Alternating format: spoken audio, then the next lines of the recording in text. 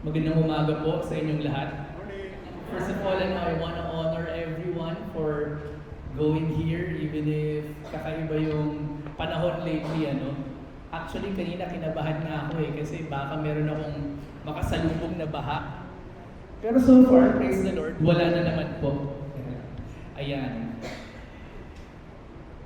I want to begin by asking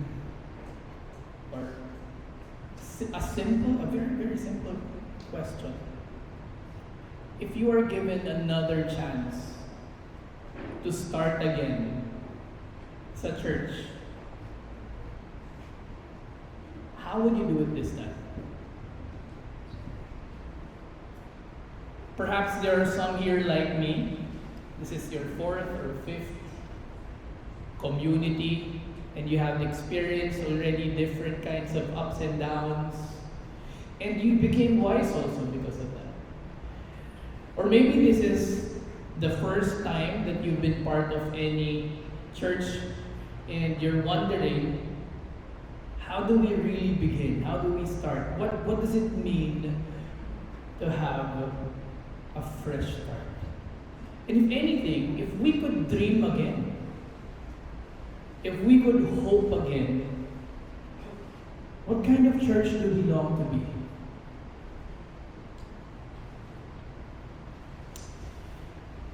To answer that, we go to the very first description of the early church. Right after Pentecost, when we study this passage, we don't want to treat it like a museum. We will see how nice it is. We'll study it carefully, word by word, and see what the Spirit formed when He was given space to lead. And when we observe properly, we will understand what kind of community did the Spirit build in Acts 2. And after that, we will reflect on it, and we will think, what does it mean for us today? How can that same experience that the Spirit did in the church during that time become an experience for you here in GCF Rizal? And if we will answer this quickly, the description of the first church was devoted.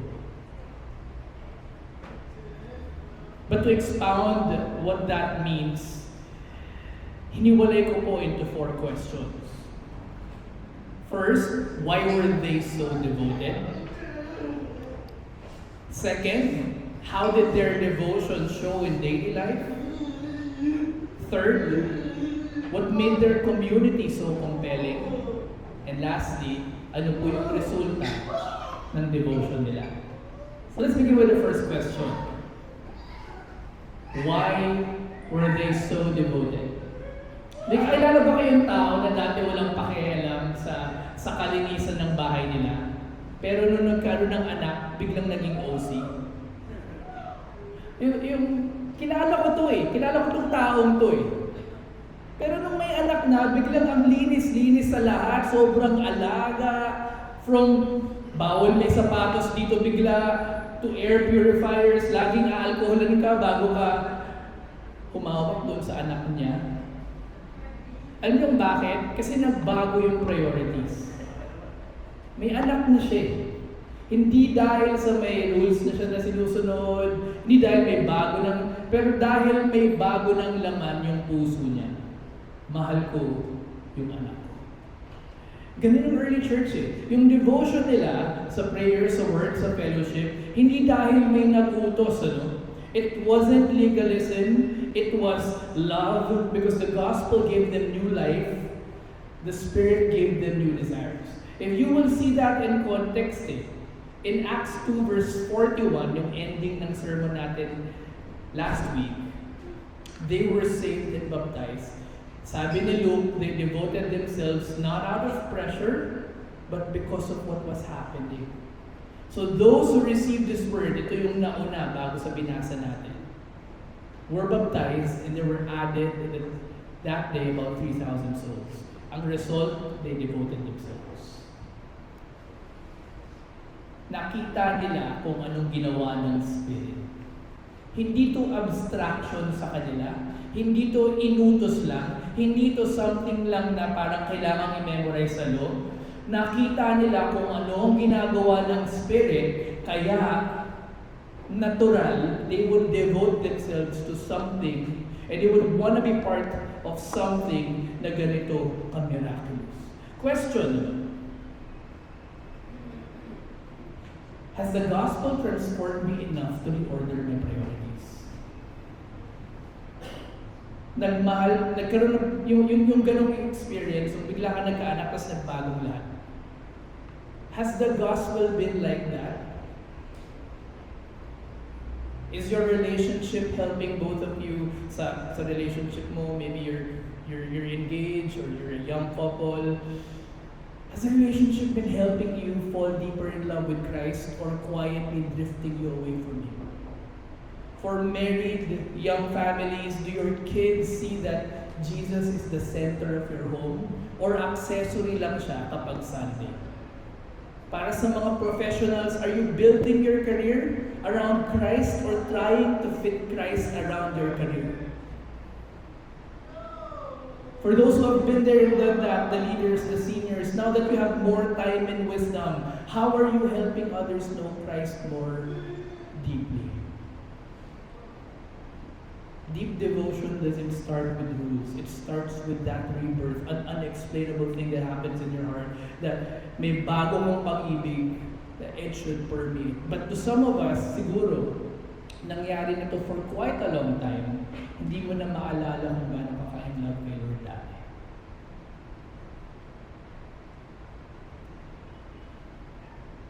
Certainly for the first church, the gospel has transformed them enough to be devoted. But how did that devotion show in the rhythms of their lives? Luke said they devoted themselves to the apostles' teaching, the fellowship, the breaking of bread, and the prayer. Apat, Pero mamaya na natin i-expound yung apat na pinag-devoted nila, yung devotion nila. Let us first understand ano ba ibig sabihin ng devoted in the first place. Yung root verb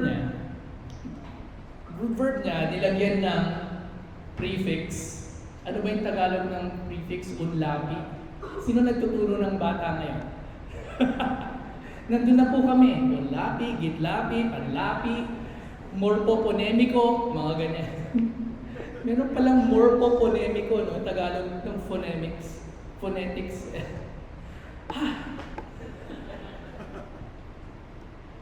In the yung word na yun, yung root word niya, endurance. Nilagyan pa ng prefix to effort. So sobrang gigil na. Yun yung term, And ginagamit yung word na yun for soldiers holding their ground under pressure. Pag meron nang umaatake, hindi tayo gagalaw dito. Ilalaban natin to, and we would even move forward. Yun yung term na yun.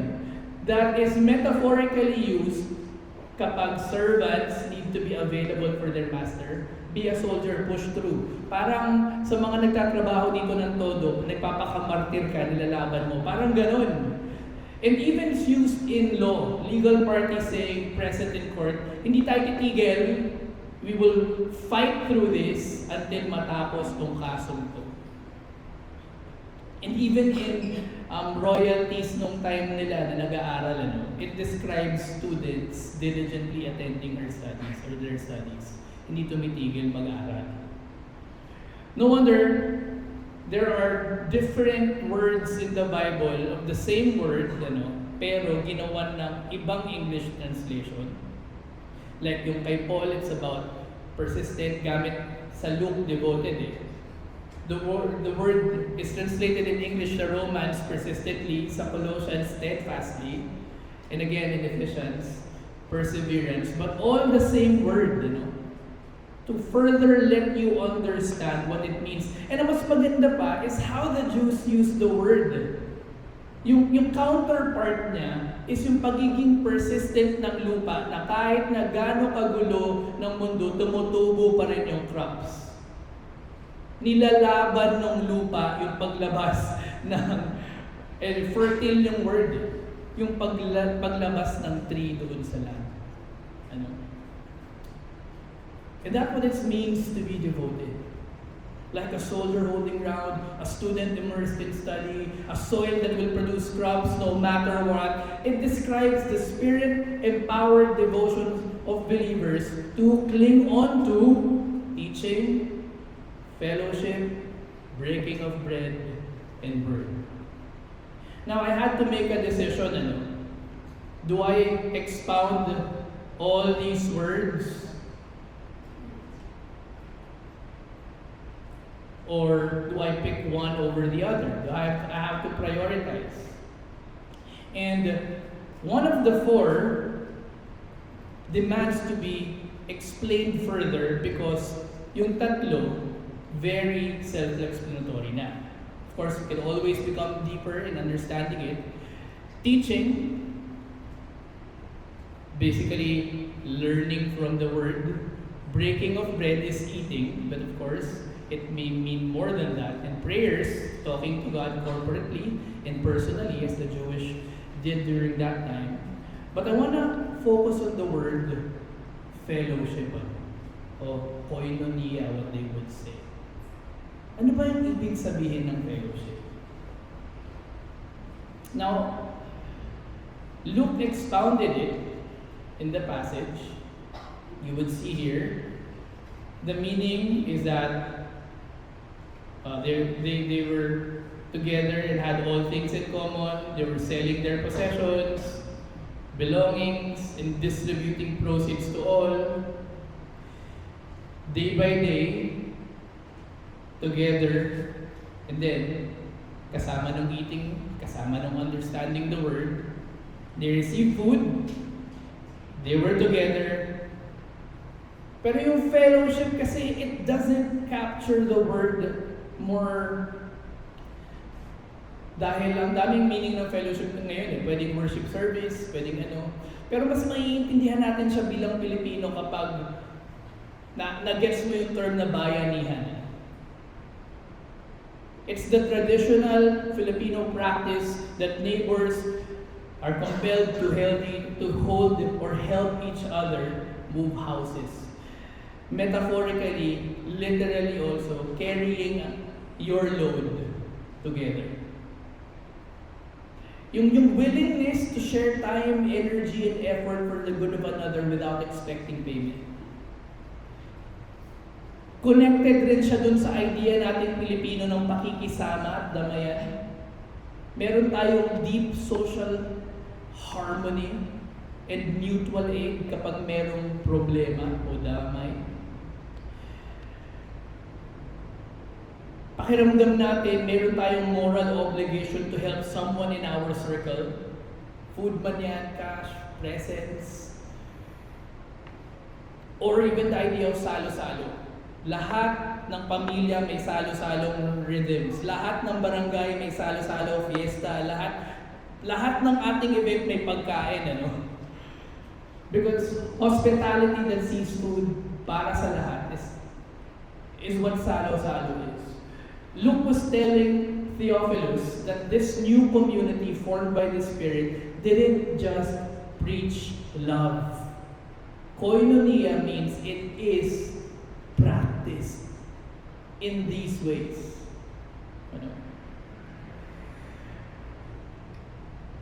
So that's how they were showing this devotion. And it's interesting to understand that what made their community so compelling is the very same devotion that they did. Alam mo yung potluck sa subdivision ninyo o sa barangay ninyo or even sa family ninyo, yung hindi naman kailangan fancy. Minsan yung iba may dalang pansit, lumpia, coke, ano pa ba mga kadalasan dinadala? Ikaw, anong favorite mong dinadala?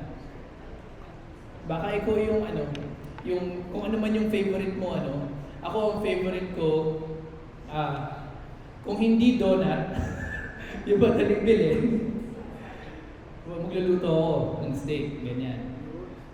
Pero kung ano man yung paborito niyong dala, yung napaka-organic. May mga gatherings na parang kailangan lang umattend pero meron ding mga totoo. Yung lahat may ambag, yung masaya kahit simple at walang pressure na magpasika. Yung tipong kahit hindi mo ka-close ang lahat, parang pamilya ang pakiramdam. Kasi ganoon din dapat ang simbahan. Hindi siya performance, hindi siya pilitan, hindi siya event-driven lang. Yun yung nakikita sa community sa Acts 2. Hindi sila nakumbinsi dahil sa galing ng programa eh. Wala naman tayong evidence that there was program planning during their time. Although it's not entirely bad to have, Just that in here, what we see is genuine awe, radical generosity, daily joy na nanggagaling sa presence ng Holy Spirit ng Diyos at ni Cristo. Walang hype, that's what the young people will say, pero ramdam ang himala. Walang pakitang tao, pero puno ng pag-ibig. Sa GCF Rizal, ito ang panawagan. Let's not build the church na parang religious event lamang. Dapat it's a spirit-shaped family where people feel safe, seen, sincerely loved, and centered around the Word of God. Yun ang nangyayari dito. Came not from marketing, not from program management, but from spirit-backed authenticity. Some would even call that miracle. Radical generosity, 44 to 45. Daily joy and sincerity characterize their gathering, both public and at home, verse 46. In other words, people are drawn to communities that are honest, joyful, and generous. Yan ba ang gusto nating mangyari? Because minsan we have a preconceived notion that we should be a church like this because this is our history, this is what should be done, you have to be identified with this and that. Pero mayroong mas malalim na tanong. Are we building the kind of church that is like Acts chapter 2? Or are we just replicating systems, copying bylaws and organizational structures? How do we reflect on this? Do you feel safe enough if you're a young person to be honest about your doubts, struggles, or past here? That's a good question. Because if hindi, then there must be something that we should change. For couples, is your small group, your ministry circle, a place you feel welcome? Or is it just another checklist before the wedding or before whatever event or before you would go to work? Basta ngayong week nakapagpunta kami mag-asawa. For young families, is your home open to spiritual friendships and hospitality? Or are you raising your kids in isolation? For all of us working, are you giving your time and presence to the community or just showing up when your work allows it to? Are you passing on a model of joy and simplicity or a pattern of religious duty and burnout? Pag inobserbahan ng pagiging Kristiyano mo, ano ang conclusion ng tao? What made their community so compelling is their devotion led to joy. Gigil na gigil sila. And the result, well, alam mo yung mga karinderya na hindi naman nagpo-promote sa social media pero yung mga pila ay kakaiba. Ang haba, wala namang neon lights, hindi nga aircon eh. Wala mang, yung mga influencers nga nagbabayad pa eh. But people keep coming back. Sinusubukang gayahan ng iba eh. Parang gagayahin ng iba pero magbabayad sila ng mga vloggers to, replicate the success of someone. Pero hindi nila makopya. Because people keep coming back kasi masarap, affordable, at authentic yung mga tao. Hindi gimmick para dumami ang customers. Pero quality, consistency, at word of mouth. You can copy-paste that to whatever field you are in, ano? Ganun din sa church. Hindi strategy ang nagpadami ng tao, hindi programa. Yung tunay na growth, si Lord lang ang nagbigay. Makikita nyo doon sa passage na siya yung doer sa Acts chapter 2. And the Lord added to their number day by day those who were being saved. And here we are, always hoping that it's us who add people. Of course, you have a role to play. You invite, you share the gospel and all that. But do remember that you are playing under the sovereignty of the Lord. It is God who added to their number daily, and it is God who will add to our number today. Telling you that it's God, not a strategy that is supposed to be adding in the church, and it's the focus of the church. Byproduct in the end of spiritual health ng isang community ang pag-grow, even in numbers. Actually, it's possible to grow without spiritual health. Mag-manipulate na lang tayo ng isa't isa. Magpanggap tayo, mag-invite tayo ng mag-invite, pagurin natin ang sarili natin, gawin natin yung goal, and then let's speak things that people want to hear instead of what God wants to hear. And perhaps lalaki tayo, but hindi yun yung gusto nyo this time around. You're given another shot for a church, and you want it done like how God wants it done here in GCF. God blesses a church that centers on Christ, lives simply, loves sincerely, and worships joyfully. Do we want addition, or do we want all that leads to people, even in the end of the month? Are you more excited about making church attractive or making Christ known? Is Jesus truly at the center of your relationship, or just a tag in your shared faith status? Is your family life reflecting simplicity and sincerity, or are we chasing busyness and appearances? Have you traded joyful worship for tired attendance? Ay, kailangan na naman. What needs to shift for all to return? Are you praying for the next generation to be in awe of God as well, or just hoping they'll show up on Sundays? How do we make sense of this further? First question in reflection: how should the Spirit-filled church pray? Yung pinakahuling governing board meeting, where we invited the ministry leaders to come, we all, in one accord, studied this passage in one accord when we asked, which of the four need work? Di ba may apat? Studying word, fellowship, breaking of bread, prayer. Ano yung pinaka need work natin? Walang kontra, pare-pareho sinabi. Prayer. Yung prayers na to, it's also interesting because it likely refers to both corporate prayer and communal prayer. Bakit? Because the readers must have known the Jewish hours of prayers. Nandun yun sa Acts 3 verse 1. And merong rhythm ang Jews for corporate and personal. Prayer is not just the opening and closing act of our programs. It's not just before bread or before eating, but it's actually the breath of the community.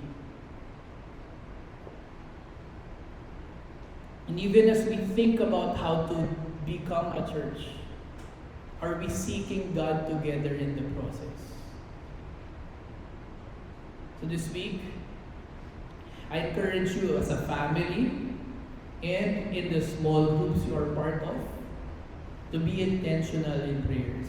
Laliman natin yung koinonia level prayer, my other person. Ask questions like healing from the past, trauma, pain and brokenness, betrayal, neglect and abuse. Stuff like that are what you should be talking about in small settings.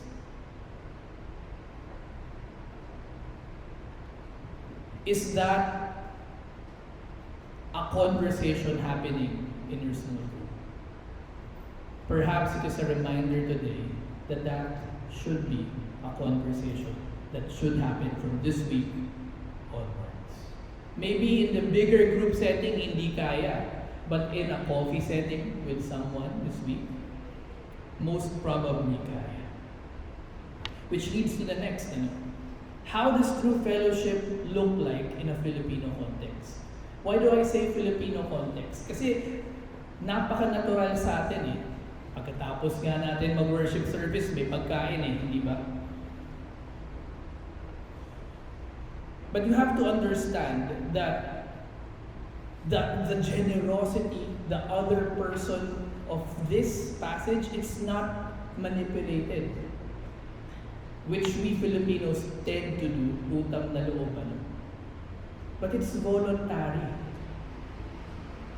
It's characterized by relational openness that leads to material sharing, spiritual faith, and the rhythms of koinonia during their time. Sa church-wise, hindi dinidemand ang giving. As a leader, as a pastor, sa magulang, hindi dinidemand ang support. Hindi siya expected. What you want is mutuality, hindi manipulation. Leaders and parents, you have to know na kapag nagbibigay kayo ng ganun, pinag-aral kita. Masakit yun sa anak nyo dahil akala nila pinag-aral mo sila dahil mahal mo sila. Hindi dahil meron silang kailangang ibigay sa'yo pag nagtatrabaho na sila.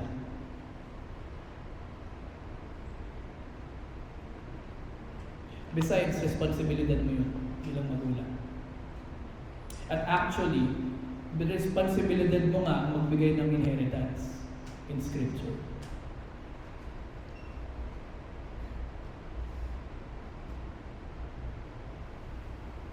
Yung fellowship kasi sa Pilipino, sometimes nagiging family loyalty, which can become bad if the family is doing wrong things na. Hindi tayo magsasalita against a dad who is leading the family in the wrong direction or is leading the business in the wrong way. Bakit? Tatay yun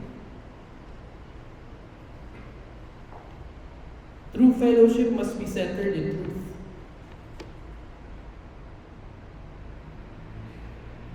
Pwede ba na tayo mga Kristiyano wala ng emotional blackmail? Pinaaral nyo yung mga anak nyo, hindi yun transactional expectation of return. You want them to fly.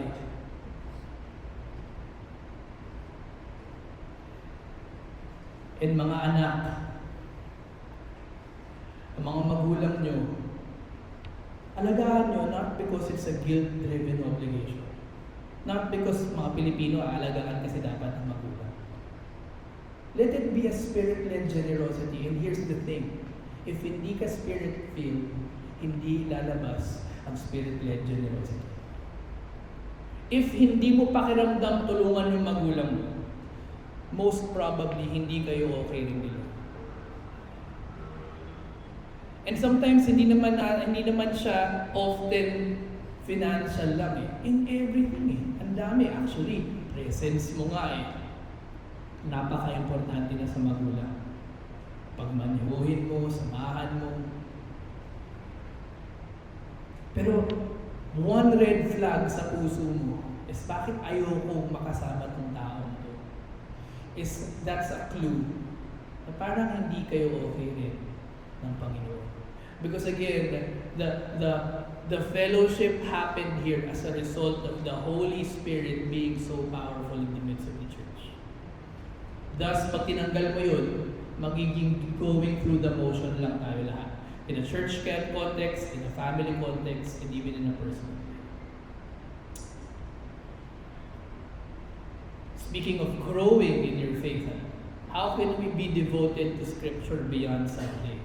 I want to affirm you guys, week in and week out, lalo na kahit nga ngayon na bumabagyo or monsoon, nandito pa rin kayo. You're devoted to Scripture. Pero yung prayer implies repeated, and dahil devoted in prayer, disciplined like a soldier, persistent like a root or like a soil na kahit anong nangyayari sa weather, inilalaban magpatubo. In verse 46, everything they met together. Yung daily engagement. Later on, Acts 17 verse 11, the Bereans examined the scriptures daily. In Luke's Gospel, Jesus links understanding scripture with heart transformation. Luke 24:32, hindi mo maiintindihan, sabi niya, kung hindi nagbago ang puso mo. We do a good job listening to the Word on Sundays, but the Spirit wants to disciple us Monday to Saturday as well. A church built only on Sunday sermons will not withstand the pressure of division, disappointment, or persecution, or basically life. Paano ka ba nag-aaral ng Scripture? I present a simple formula, but a couple of tips in the morning. Una, I don't know about you, pero ako I start with coffee. You don't have to, baka hindi nyo na matanggal yung rhythm na yun. Kasi pag hindi na ako nagkape, nakakasakit ako. Sana nga, hindi na ako nag-umpisa eh. But I start by simply slowing down for about a minute or two. Minsan, I put on a timer, slow down my breath. And marami kasi, di ba, pag-gising mo sa umaga, all of a sudden, tasks na agad yung Some people, it's social media. Ako nilalagay ko yung phone ko outside the room. So, pag-gising ko, unang pumapasok sa akin, task 1, 2, 3, 4, 5, ganyan. Tapos syempre, lulutuan ko pa yung anak ko, kami ni Karen, maghahanda kami ng breakfast niya. Si Karen plancha, ako ganun, ganyan. Kanya-kanyang tuwa ba. But when it's time to pray after kumain edit, uuna muna ako. Habang kumakain siya, kapansin nila na pupunta na ako sa sala, and just to slow down. Then I open scripture, read it. Wala namang sinabi sa Bible na dapat itong passage lang babasahin mo. So, kahit ano yan. But for me, I choose Psalms. Nasa Psalms kasi ako. Tagal ko nang nasa Psalms. Ang dami kasi ng Psalms. Parang 2019 pa lang nasa Psalms na ako eh. Pero pa-iba-iba dahil may inaaral rin ako to preach. But then I read Psalm, I choose a stanza, I pick that, ito yun, the logic of it. And for me, dahil I lead my family, napapractice ko agad siyang ituro, at kapag naturo ko siya, mas na-memorize ko pa. And then after that, we close in prayer. You know what, that was a total of 10 minutes. Slow down, read, ano ba yung ibig sabihin, paano ko i-apply, tuturo ko sa anak ko at asawa ko, and then we go on with our day. Maganda siguro nga ito, pag bilang mag-asawa, make a commitment na kailangan natin mag-aral together. Ipaglaban natin to, like how pinaglalaban natin yung meeting natin with a client na bawal makancel. Mas importante to sa mga meeting na gano'n. Di ibig sabihin ika-cancel mo yun, but with the same fervor or devotion na inilalaban ng lupa, patubuin yung fruit in your relationship. Ilaban natin.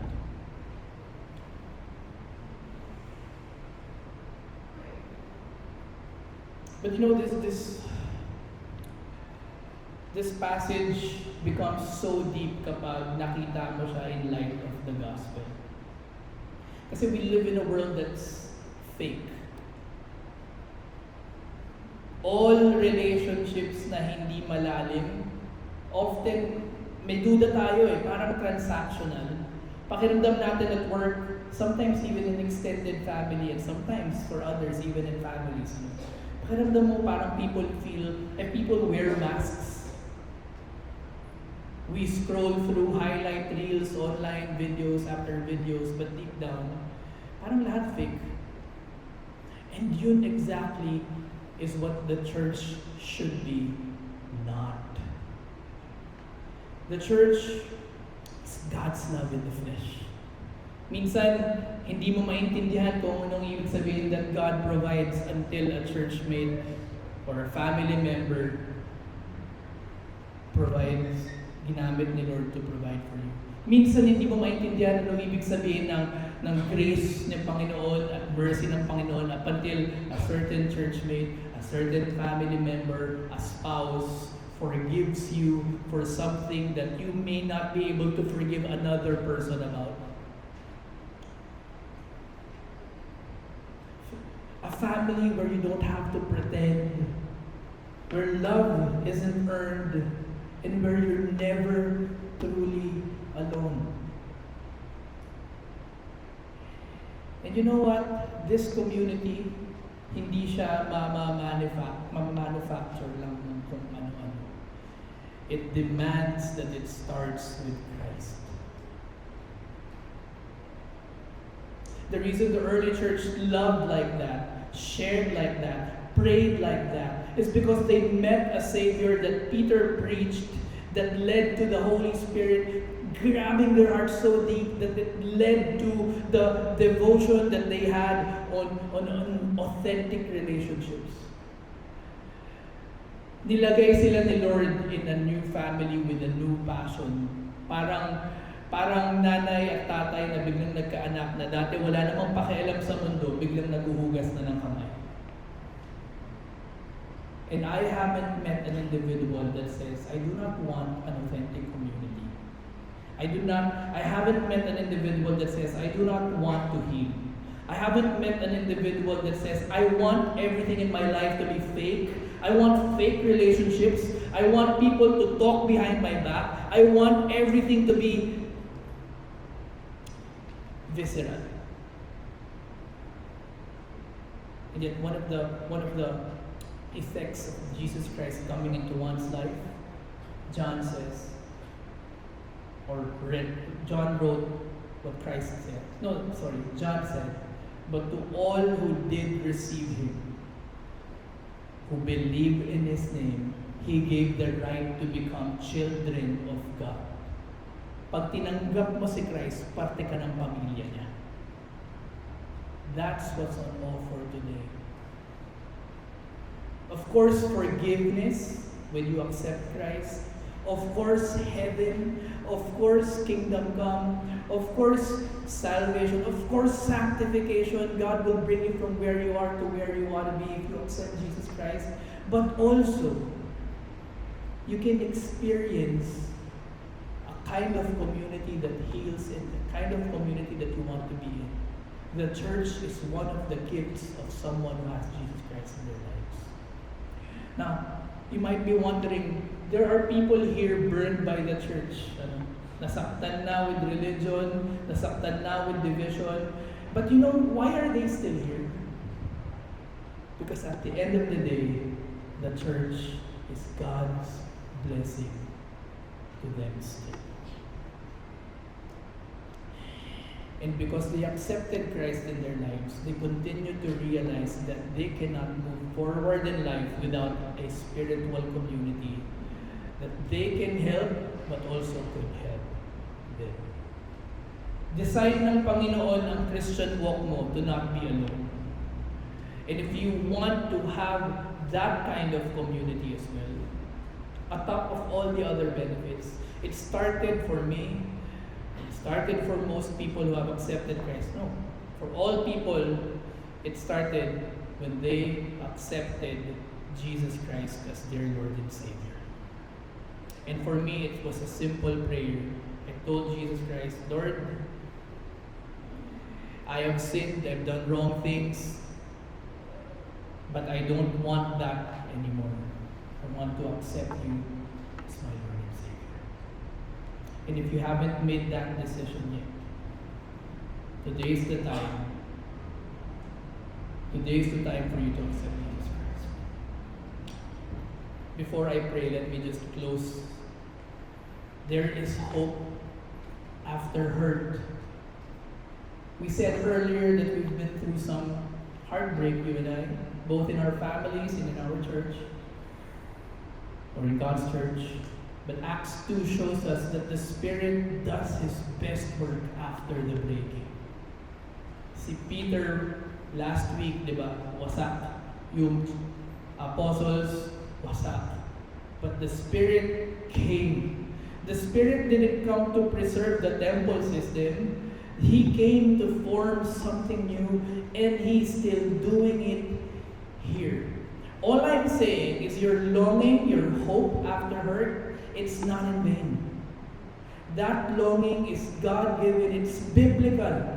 That longing for a better kind of church is biblical because the early church was doing it. They were not perfect, but we will see. We will eventually see Peter and Paul even in conflict. And eventually in Acts, we would see Paul and Barnabas in conflict. The top leaders of the church are as human as you and me. But it was a devoted one. And God, in His mercy, continued to bless it. Today, you saw how we didn't just grab a verse and run. We followed Luke's flow. We looked at words. We asked what it meant. So we can know what it means to us. Because they were devoted in God's word, we must be devoted in God's word as well. One verse, one context, one spirit-led life at a time. So what do we do now? Simply be devoted. Not just emotionally, but persistently together. Not just to services, but to scripture, to one another, to prayer, to breaking bread, to shared life, to God. Let's build the kind of church the Spirit builds, because anything less will only break you again. Let me pray. Panginoon, I want to first pray for that individual who haven't yet made that decision to accept you as his Lord and Savior. John 3:16 says, "For God so loved the world that He gave His one and only Son, that whoever believes in Him will not perish but have eternal life." And since you said it, Jesus Christ, I will lead them in prayer to believe. So if that's you, repeat after me in your heads. Father, I'm sorry for what I've done, the wrongs that I cannot undo. I tried to solve my life's problem, my sin, my wrongdoing on my own, but I cannot. And I cannot cancel the consequences of it. So I accept you, Lord Jesus Christ, as my Lord and Savior. Be my King, change me, and make me the person you want me to be.